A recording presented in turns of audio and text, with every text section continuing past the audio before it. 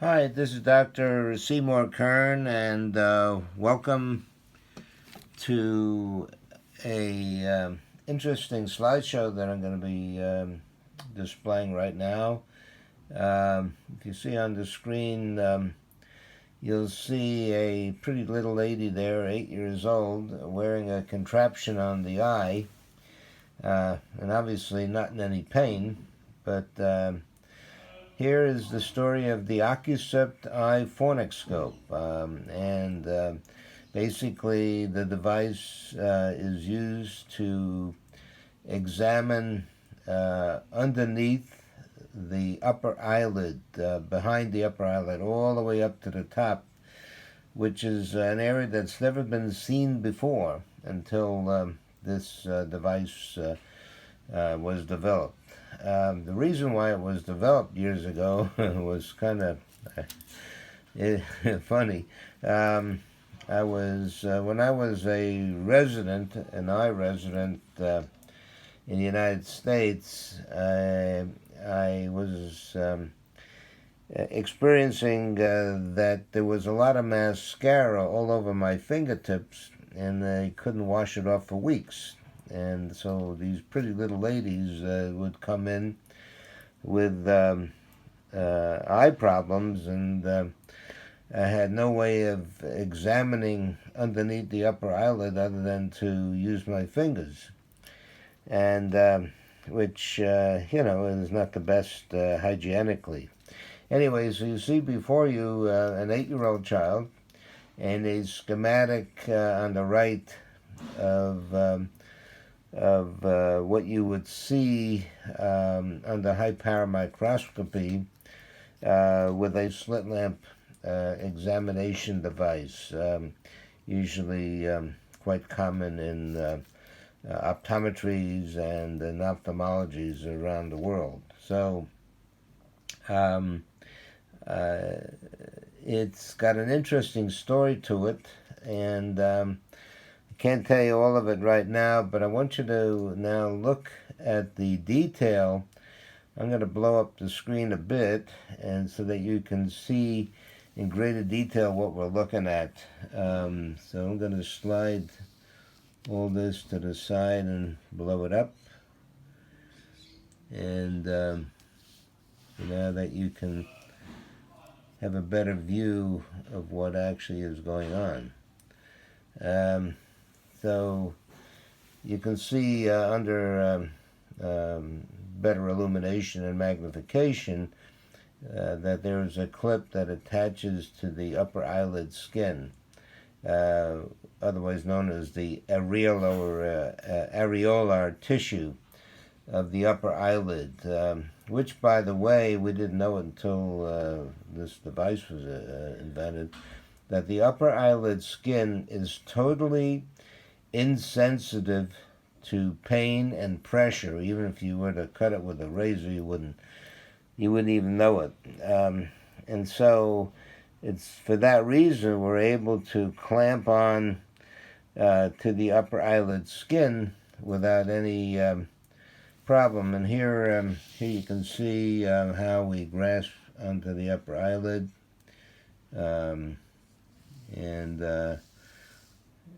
so there it is, and that's the view that you would see.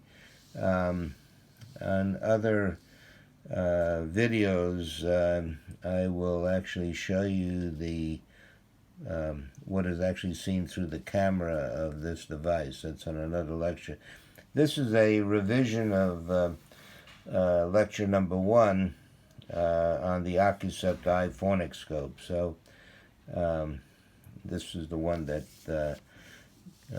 we're replacing. So, okay, so there you see a photograph of it, and here it is in the real flesh. And let me just put it into a better examining situation. You can see it's a simple ring clip and mirror combination. Actually, it's not so simple. Looks simple, and it is very light in weight, and no matter how much force we apply with that clip, the patient is asymptomatic. Let me give you some better magnification is to show you what's going on here. So you can see a front surface mirror, which has no distortion. It's an optical flat.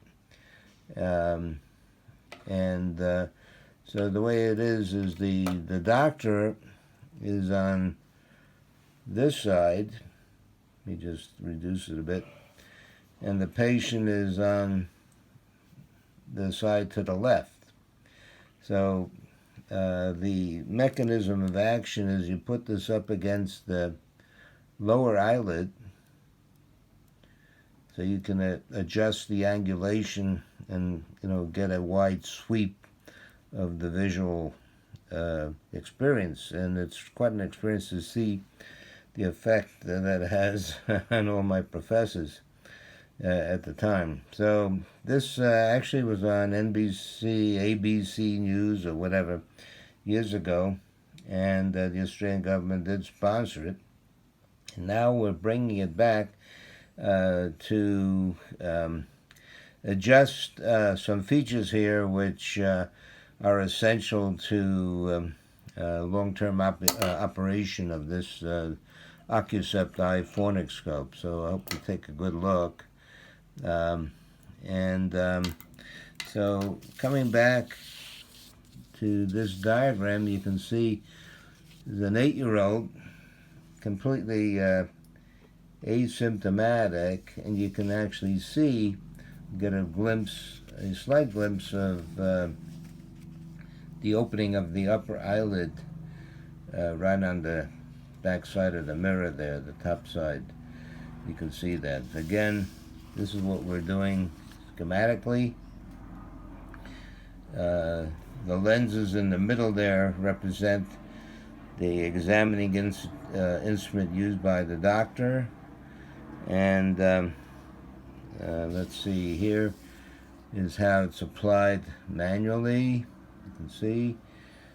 And then it pulls the upper eyelid down and away from the eyeball, kind of like an awning, and allows the mirror below to view an area that has never been seen before in all of history. So here it is, the OCUCEPT eye fornixscope. And again, I'll have you look at the actual device itself.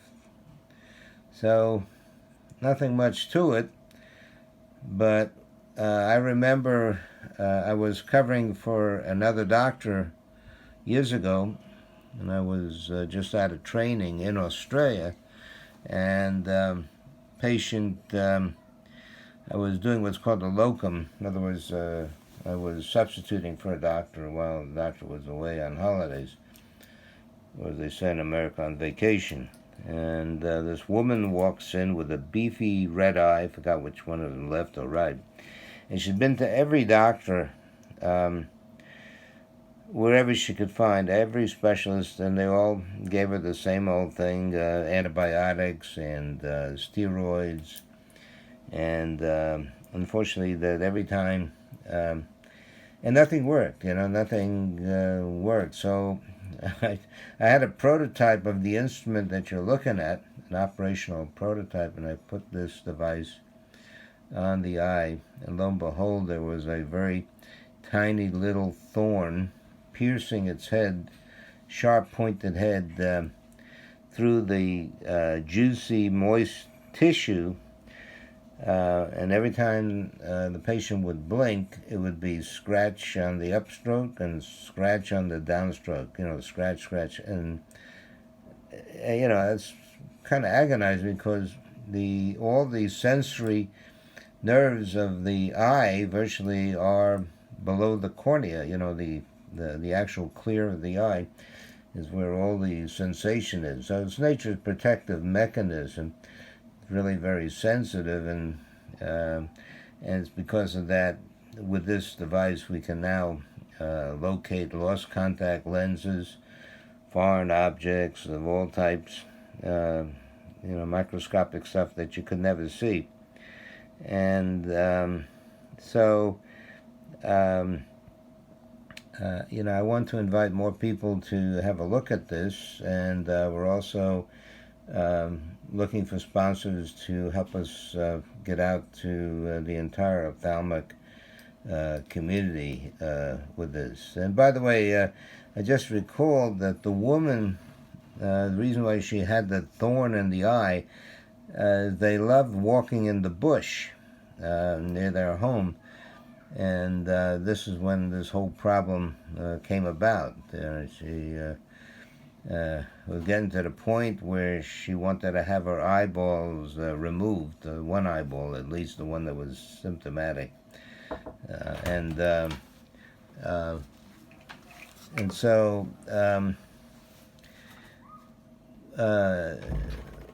so again, let me just show you what's happening here. You can see if I squeeze the clip, you can see how it would grasp the upper eyelid skin and the part, and you can see where it's flexing up against, we can adjust the angle.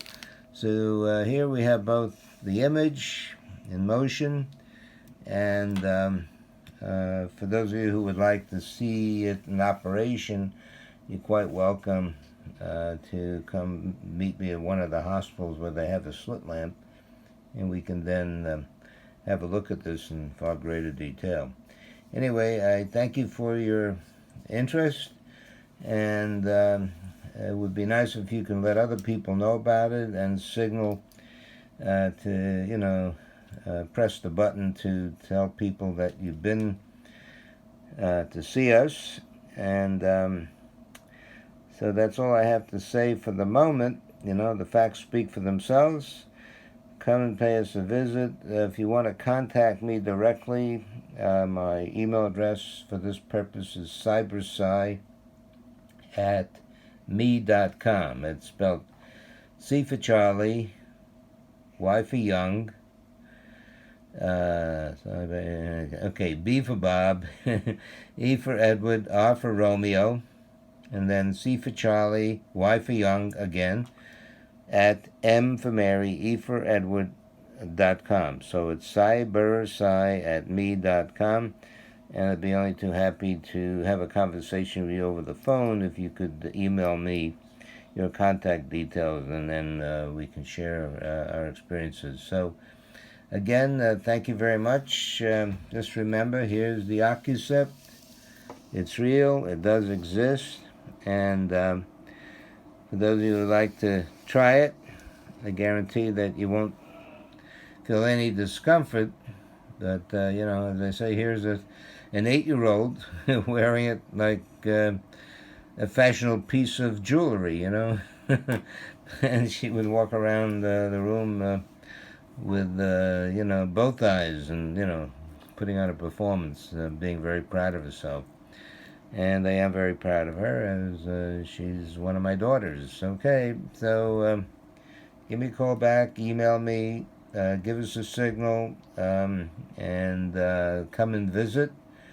We're in Australia at the moment, in Sydney, and be happy to illustrate how this thing works in the flesh. We are now looking also at the possibility of a disposable. However, since the market is only to eye surgeons, really, and to optometrists, a disposable wouldn't really help the situation, because you do need a high-power microscope with high resolution, and you're not going to get that usually with a disposable, although it's a possibility. You never know. At the moment, we want to get back into production. We sold quite a lot of these instruments years ago, and the Australian government sponsored me, plus a major drug company years ago sponsored us, and paid my way all the way to Australia when I was first began practice around 40, 50 years ago. Boy, time creeps up on us. Anyway, look forward to hearing from you, and we'll see you later.